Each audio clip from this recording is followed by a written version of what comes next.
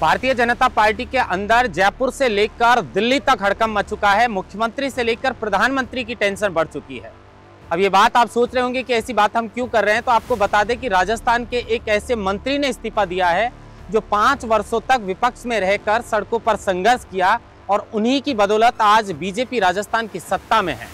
हालांकि सूबे के मुखिया भजनलाल शर्मा हैं, मांग ऐसी कर रहे थे लोग कि उस वक्त जब मुख्यमंत्री बनने का नाम चर्चा में था, उस वक्त किरोड़ी लाल मीणा के समर्थक कह रहे थे कि सबसे ज्यादा अगर किसी ने मेहनत की है धरातल पर तो वो किरोड़ी मीणा ने की है। ऐसे में मंत्री पद नहीं बल्कि मुख्यमंत्री का पद किरोड़ी मीणा को मिलना चाहिए।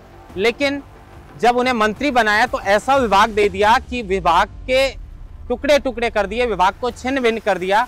उसको लेकर किरोड़ी मीणा भले ही अंदर से नाराज हो, बाहर उन्होंने नाराजगी जताई नहीं, लेकिन जो उनके समर्थक थे लगातार नाराज थे और उसी का खामियाजा शायद विधानसभा चुनाव के बाद जब लोकसभा चुनाव हुए तो उसमें बीजेपी को भुगतना पड़ा है।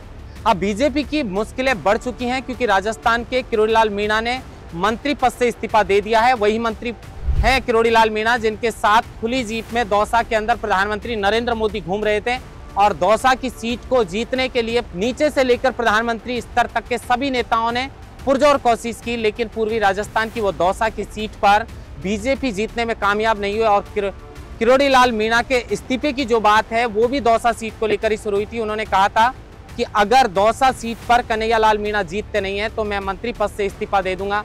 बाद में उन्होंने कहा था कि पूर्वी राजस्थान की 7 सीटों में अगर एक भी सीट बीजेपी हारती है तो मैं इस्तीफा दे दूंगा। लेकिन पूर्वी राजस्थान में बहुत बड़ा झटका भारतीय जनता पार्टी को लगा था। यहाँ तक कि भजनलाल शर्मा का गृह जिला जो भरतपुर है वहां भी बीजेपी की लोकसभा चुनाव के अंदर करारी हार हुई थी। लेकिन उसके बाद लोग इंतजार कर रहे थे कि किरोड़ी मीणा आखिर इस्तीफा देंगे कब। उसको लेकर जिस दिन चुनाव के परिणाम आ रहे थे उस दिन रामचरित्र मानस की जो चौपाई है, रघुकुल रीत सदा चले आई, प्राण जाए पर वचन न जाए, वो ट्वीट किया किरोड़ी लाल मीणा ने। तो लोगों को लगा कि किरोड़ी मीणा अपने वचन पर हैं, शायद वो इस्तीफा देंगे। लेकिन उसके बाद शायद ऐसा लग रहा है कि बीजेपी के अंदर, जैसा लोग चर्चा करते हैं कि बीजेपी के अंदर खाने किरोड़ी मीणा को मनाने का प्रयास चल रहा था और किरोड़ी मीणा से कहा जा रहा था कि थोड़ा खामोश रहिए, ये वक्त इस तरीके से करने का नहीं है। लेकिन धीरे धीरे किरोड़ी मीणा ने सरकारी गाड़ी का इस्तेमाल और दफ्तर जाना छोड़ दिया। जब वो माउंट आबू गए थे तो पत्रकारों ने उनसे पूछा कि आप इस्तीफे की बात तो कर रहे थे लेकिन अभी तक दिया नहीं है, तो किरोड़ी मीणा ने मुंह पर उंगली रखी और चुप रहने का इशारा दिया।